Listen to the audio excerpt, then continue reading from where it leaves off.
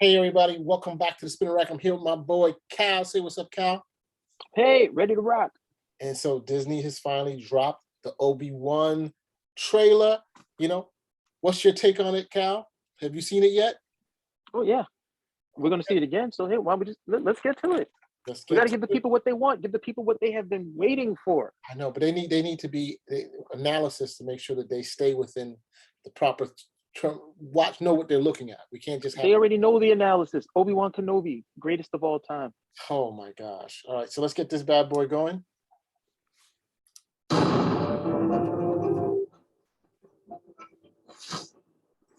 So just to tell you, number one, this is only available on Disney Plus.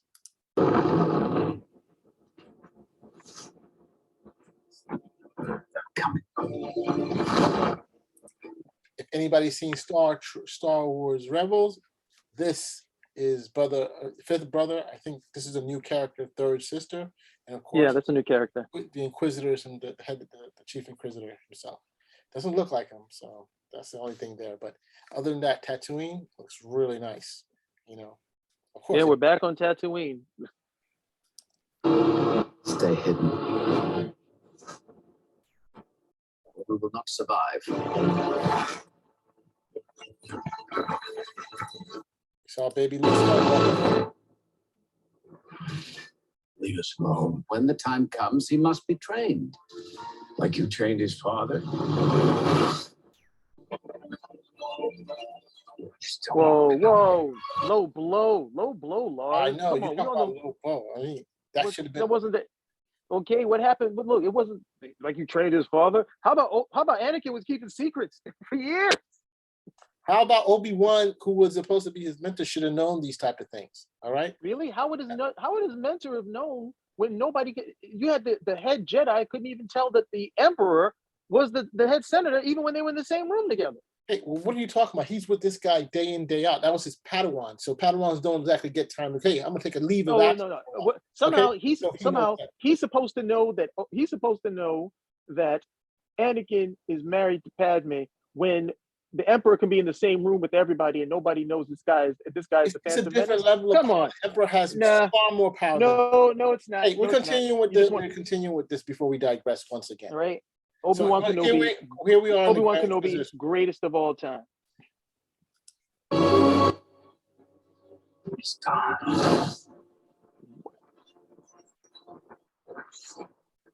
You've been looking in the wrong places. I want every lowlife and bounty hunter to squeeze him.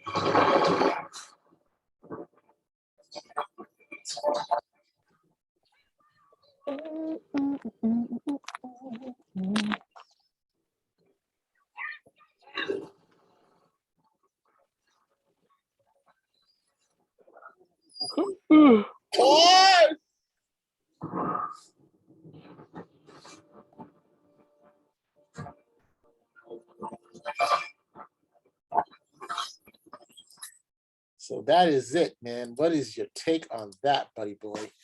Hey, Obi Wan Kenobi, greatest of all time, and we are finally going to get the show that cements his place as the greatest of all time. And they're bringing Vader back because Vader didn't get his ass whipped enough the first time. Obi-Wan's going to have to come back and let him remind him, like, no, you are still the student. You are not the master. Okay, I'm the master. You're show enough. Do not forget this. Yo, bro, I don't know what you're on, but clearly, as you can see, that we're continuing the story of Obi Wan Kenobi. I mean, this is basically a lost era that people don't know much about. I think it's touched on in some of the books, but here it is. We're seeing him finally intact. We see that he's not totally only based on Tatooine. The very fact that he's been able to get off planet, we saw that in the previous teaser more, and so it's interesting that he's becoming much more of a, I guess because they have to develop the character, but the character is much more important. He's really on Tatooine. We thought to protect Luke, but he's saying he needs to be trained. So interesting. Well, see, this is a bit. This can be something that does go off the rails because historically, Obi Wan Kenobi, all we knew about him is that he was watching over Luke, and that not that there was any contention with him and Lars, okay, or that he left the planet That's historically what we know, and that's strictly from the films. Then you get into the comics, and even more than the comics, the novels, which we have our resident expert right over here. He avoided everything with Obi Wan Kenobi, just so you know. All right, but you get the stuff in the comics, and you realize, oh, he did have some interaction. Obi Wan Kenobi did do some stuff here, and he had these type of adventures. So they start broadening that out. Now, the problem is that, I mean, look, at this point, if you're a Star Wars fan, you already know there's a lot of retconning. They have no problem with retconning a whole bunch of stuff, decades worth of stuff, but they've done a fairly good job of not messing up the key things that need to be there. So this show has to do two things. It has to be entertaining. It has to be great for everybody who's a Star Wars fan, but without messing up the things that need to stay canonical. Okay, so we can't have Obi doing too much, because then it becomes, well, why didn't you just take it to Vader? Right? What about these other Jedi over here? He's running around. I thought this guy was supposed to be a hermit. So that's some things that you have to take into account. But other than that, it would be great to see Obi Wan Kenobi flex. Okay, show the people how it's done. Okay, and remind everybody why he's the greatest of all time. Well, I mean, it's just it's just great to see the very fact that they're going to be showing us more worlds, the very fact that we're going to be delving into Kenobi's backstory. What did he do for what? It's basically 20 years, right? I don't know how old Luke was, 18 or 20 before he came out. So he's basically been on this planet, theoretically watching over this case. But didn't he do anything else? Basically, the Empire, the Emperor took over, and the rebellion, and the rebellion had, I guess, right now. Well, the rebellion doesn't start, right. if I remember correct, the rebellion doesn't start until like about 10 years after the Empire. Right. So it takes a little while. Okay. It takes a little while. And then what is it? The Battle of Yavin? That's the big battle where the rebellion makes a real dent, or wins their largest victory, and then the Empire starts taking them seriously. Okay, and then they strike back, if you will. So right now, so it looks as though we are, but this is the era where nothing's really coalesced as of yet. Things are starting off, and the question: does he become integral? Does he help that stuff? Like in the Star Wars Rebels, we find out Ahsoka, even though she leaves in the Clone War, right? She becomes integral in the Star Wars Rebels, because they start to coalesce, and one of the areas they start coalescing in is the area of space where they are. I mean, you start seeing them all getting together, forming larger groups. Before, she was just like a handler to one small group, but they really become a force towards the end, and actually get to liberate the planet that they're on, Lothal. So is this going to be the same thing with Kenobi, or is Kenobi strictly like, yo, dude, I'm stuck on this, I'm not touching anything else? No, because one of the things people may not remember is that Obi-Wan's not just dedicated to Luke, he's also dedicated to Leia. So the only reason I could see him leaving the planet is if somehow there was some threat towards her as well, or people were getting wise to that, because they were separate and she was with Bail Organa. But if there was any threat to Leia as well, then he would definitely move up. But then again, that makes it so, okay, from the films, all we know, Princess Leia doesn't know who the hell Obi-Wan Kenobi is.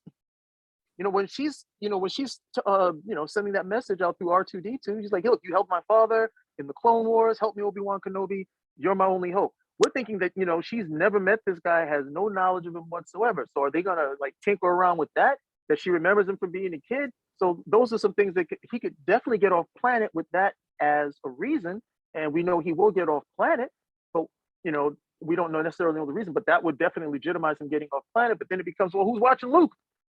So there's a whole bunch of stuff going on over here that has to be executed within reason. It has to be executed within reason. I'm not this hard, fast person for the continuity of Star Wars, since Lucas already decided, hey, you know what? Let's change all this stuff. Yeah, that guy, get him out. Put Hayden Christensen in here. That's the way this movie is going to end this time. Do you know how many did you ever see like the YouTube video on the scene where we first see the Emperor, where Darth Vader goes to see the Emperor and he's at that large hologram of him he's speaking to? Yes. Do you know how many different cuts there are of that? There's like 6 different cuts. I did not know that. There's the original that was in the theaters, and it was a woman in makeup, and somebody else did the voice. And then we get the actor that we're familiar with. I can't remember his name, unfortunately. But there's like 6 different cuts of that thing before we finally get to the one that we are most familiar with. And all of that, that's all tinkering by Lucas. One of the first guys to actually do this type of stuff. Like, you know what? I don't necessarily like this. I'm gonna keep changing it until I'm happy with it this time. And then, you know what? I might change some more. That's interesting. That's one way to look at it. I was not expecting that. But I mean, it's a good thing though. You know what I'm trying to say? The fans are out there, love this stuff, and they will continue to love it. This only helps to develop it. This is everybody has their favorites. From Darth Vader to the Emperor to Kenobi to now some new favorites such as Ahsoka, for example. So it's a good thing, and I think that the universe that we've seen Disney has been successfully been able to like get more of this stuff in. The Clone Wars. Some people love the Clone Wars. Some people like the original trilogy. Some people like the prequels. Some people like the final ones. But I think whatever Star Wars does is that it's a big enough tent that as long as they keep to the central thing, the Skywalker family, I think they do very well. Other how can I say, other stories go off the hinge on some of these, and don't get me wrong, Star Wars has done it a couple of times, but they have enough of a bench, particularly the TV shows like on Disney Plus. I think those guys are just hitting all the cylinders. They're doing pretty well. From the except for Boba Fett. Boba Fett was great. Boba Fett. So difference of opinion there, but and then now this looks pretty good too. So hey, what can we say? Is there anything else you want to? Yeah, one of the drawbacks of Boba Fett was that they decided to sideline the main character, and I don't know if they realized they were doing this, but they sidelined the main character, and a whole bunch of other people came across as cooler than Boba Fett. You had Black Chrysanthemum, cooler. Okay, you had the Tusken Raider who was beating everybody up when they went to get on when they were running for the money train. Okay, he looked cooler, and then of course you had the Mandalorian, who came in. Everything about this dude was better. He's in shape. He's got better looking armor. And then the biggest move we get with Boba Fett is he's riding that Rancor. It was just like, it was just like, we're supposed to want to be Boba Fett. It's his show. We're supposed to be tuning in, and we're supposed to want to be Boba Fett. Nobody wants to be Boba Fett after he gets dragged out of that. That what is it? The liquid restoration tank. I forget the name of it. And then he's getting whipped around by Black. Say again. Back the tank. Yeah, he's getting pulled out of the back of the tank and he's getting whipped around by Black Chrysanthemum. You're like, no, this guy's supposed to be cool. And then he doesn't get out of the situation on his own by using his wits as a bounty hunter because of previous experience. No, he's got the Scooby gang that comes in there and they rescue. I'm like, oh, this is terrible. They sidelined Boba Fett as a character in his own show. So what we need from Obi Wan Kenobi is to remember, Obi Wan Kenobi, it's his show. He gets to shine here. He has been the supporting character. He's been the supporting character up until now. This is his story. It's his show. He gets all the light, and he gets to decide how much light everybody else gets. But I'm precautious, but still very, very optimistic about what's going to come down with the show.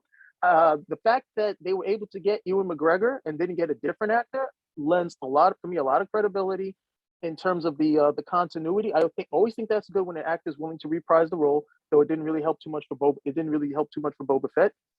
The fact that they got Hayden Christensen, another good thing. The fact that they're drawing from some of the stuff we saw in Star Wars Rebels with the Inquisitors, also a very good idea. So we got I think they're showing some really good signs. I just hope they execute on it.